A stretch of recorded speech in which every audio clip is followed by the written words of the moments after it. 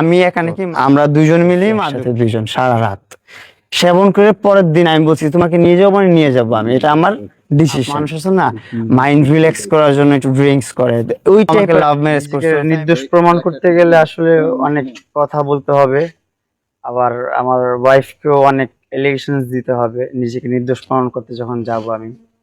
আমি আসলে নিজেকে ওরকম নির্দোষ প্রমাণ করতে চাই না, আসলে আমি দোষী, আমার সব দোষ, আমি অনেক খারাপ মানুষ। কেন সংসার করছে ও, আর আমার লাইফে তো আমি কখনো এরকম পর্যায়ে আসি নাই, এরকম যে একটা অবস্থা এখন আমি আছি এরকম অবস্থায় কখনোই আসিনি। এর আগেও অনেক খারাপ অবস্থা আমার লাইফ দিয়ে গেছে, অনেক চাইছি ওমরা করতে জোরে চাইছি, কাবা শরীফের সামনে জোরে চাইছি, এই জন্যই ওর সাথে আমার বিয়ে হয়েছে।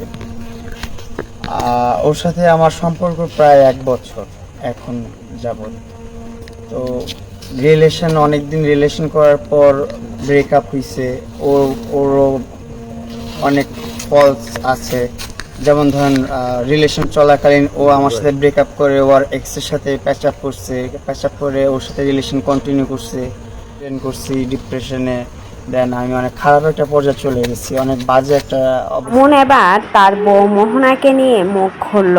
মোহনা যা যা বলেছিল সবকিছুই নাকি মিথ্যা, মোহন নাকি সব থেকে বেশি খারাপ, সবচাইতে খারাপ নাকি তার বউ। এমনটাই আবার সাংবাদিকদের সামনে প্রকাশ করলেন মামুন।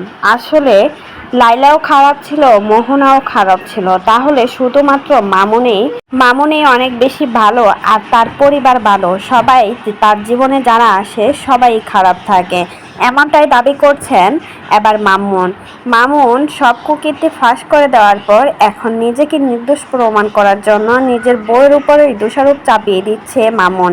সাংবাদিকদের সামনে জানান সে আর তার বউ মিলে বসে একসাথে নাকি নেশা করত।